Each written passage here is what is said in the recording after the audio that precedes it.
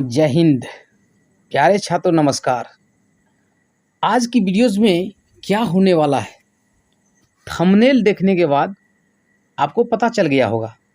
तो दोस्तों, आज की वीडियोस में हम लोग हिंदी वर्ग 10 अंक लाने के लिए जो निबंध है मेरे प्रिय लेखक, और इसमें लिए हैं प्रेमचंद जी को, बिहार बोर्ड परीक्षा 2022 यानी कि आने वाली परीक्षा के लिए VVI क्वेश्चन। तो देर क्यों, अब इससे आसान क्या होगा दोस्तों। तो दोस्तों, आप लोग तो वीडियो को शेयर करते नहीं हैं, सिर्फ क्वेश्चन बनाना चाहते हैं, फिर भी नहीं बन पाते हैं।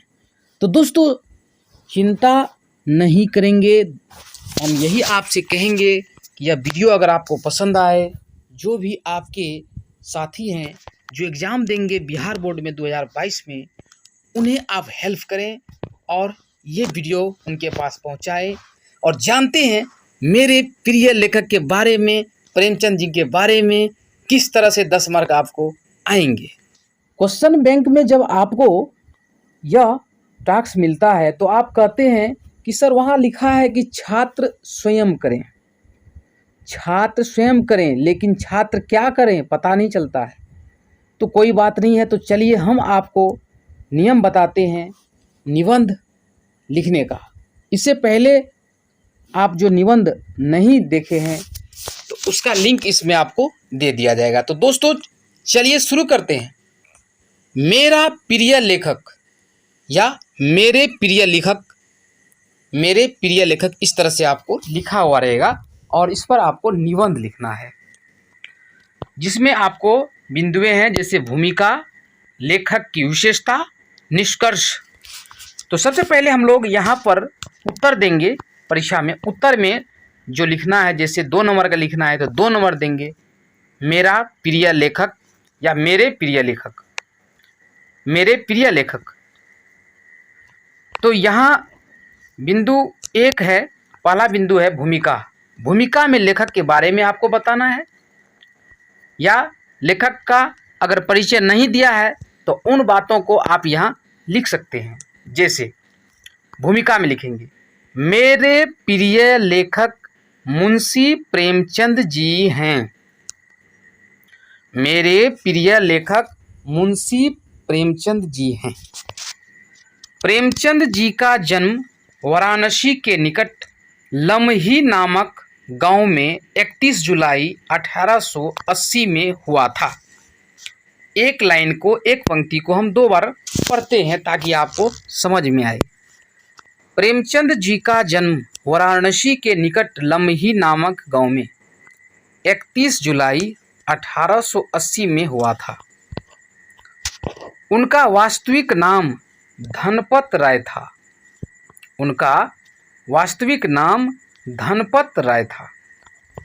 उन्हें हिंदी कथा साहित्य का सम्राट कहा जाता है। उन्हें हिंदी कथा साहित्य का सम्राट कहा जाता है। हिंदी कहानी का नाम लेते ही जो पहला नाम होठों पर आता है वह है मुंशी प्रेमचंद। हिंदी कहानी का नाम लेते ही जो पहला नाम होठों पर आता है वह है मुंशी प्रेमचंद। मुंशी जी ने अपने युग से अनुभव लिए और उन्हें अनुभूतियों के रूप में समाज को बांट दिया, यानी जो अनुभव लिए थे। मुंशी जी ने अपने युग से अनुभव लिए और उन्हें अनुभूतियों के रूप में समाज को बांट दिया। अब बिंदुएं नंबर 2 यानी दूसरी बिंदु देखते हैं, सेकेंड पॉइंट देखते हैं।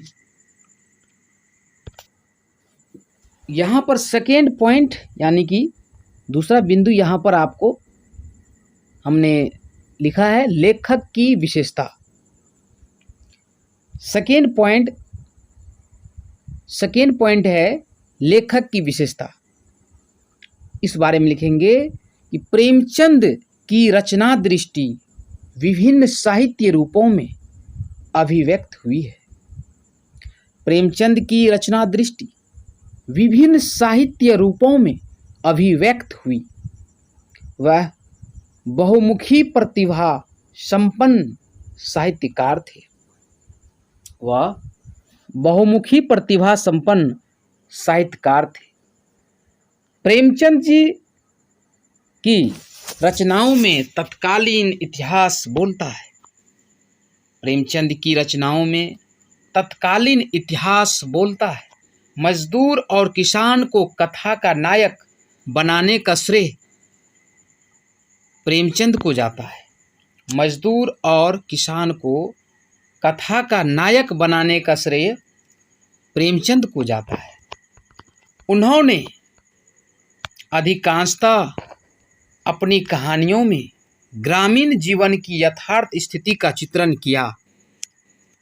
उन्होंने अधिकांशतः अपनी कहानियों में ग्रामीण जीवन की यथार्थ स्थिति का चित्रण किया है।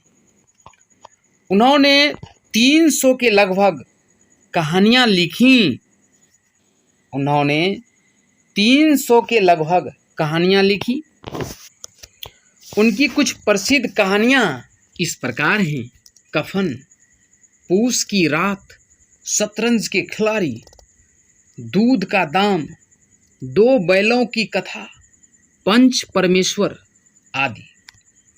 उनकी कहानियां इस प्रकार हैं। कफन, पूस की रात, शतरंज के खिलाड़ी, दूध का दाम, 2 बैलों की कथा, पंच परमेश्वर आदि। उनके उपन्यासों में गोदान, गबन, कर्मभूमि, रंगभूमि, निर्मला प्रसिद्ध हैं। उनके उपन्यासों में गोदान, गबन, कर्मभूमि, रंगभूमि, निर्मला प्रसिद्ध हैं। शतरंज के खिलाड़ी कहानी में उन्होंने जैसा युगीन चित्रण किया है वह प्रेमचंद कालीन युग का इतिहास ही बन गया है। शतरंज के खिलाड़ी कहानी में उन्होंने जैसा युगीन चित्रण किया है वह प्रेमचंद कालीन युग का इतिहास ही बन गया है।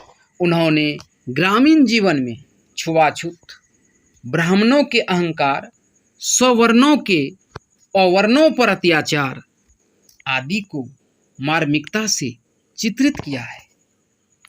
उन्होंने ग्रामीण जीवन में छुआछूत, ब्राह्मणों के अहंकार, सवर्णों के अवर्णों पर अत्याचार आदि को मार्मिकता से चित्रित किया है।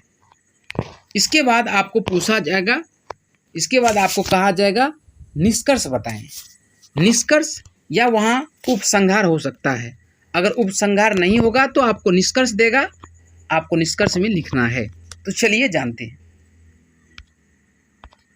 मिनट के आसपास की वीडियो आपको 10 अंक दिला सकता है, इसलिए आप ध्यान से देखें और बोरिंग मत हों, क्योंकि आप अगर समझ जाएंगे, सुन लेंगे तो खुद से भी लिख सकते हैं। निष्कर्ष, मुंशी प्रेमचंद ने हिंदी साहित्य को अमूल्य गुण दिए हैं। मुंशी प्रेमचंद ने हिंदी साहित्य को अमूल्य गुण दिए हैं। उन्होंने जीवन और कलाखंड की सच्चाई को धरातल पर उतारा है। उन्होंने जीवन और कलाखंड की सच्चाई को धरातल पर उतारा है। उन्होंने आम बोलचाल की भाषा का प्रयोग किया है। उन्होंने आम बोलचाल की भाषा का प्रयोग किया है। उन्होंने हिंदी साहित्य को नई दिशा प्रदान की है। उन्होंने हिंदी साहित्य को नई दिशा प्रदान की है। जितना उन्होंने समाज से लिया उससे अधिक समाज को प्रदान किया। जितना उन्होंने समाज से लिया उससे अधिक समाज को प्रदान किया। उनका शब्द प्रयोग स्वाभाविक है।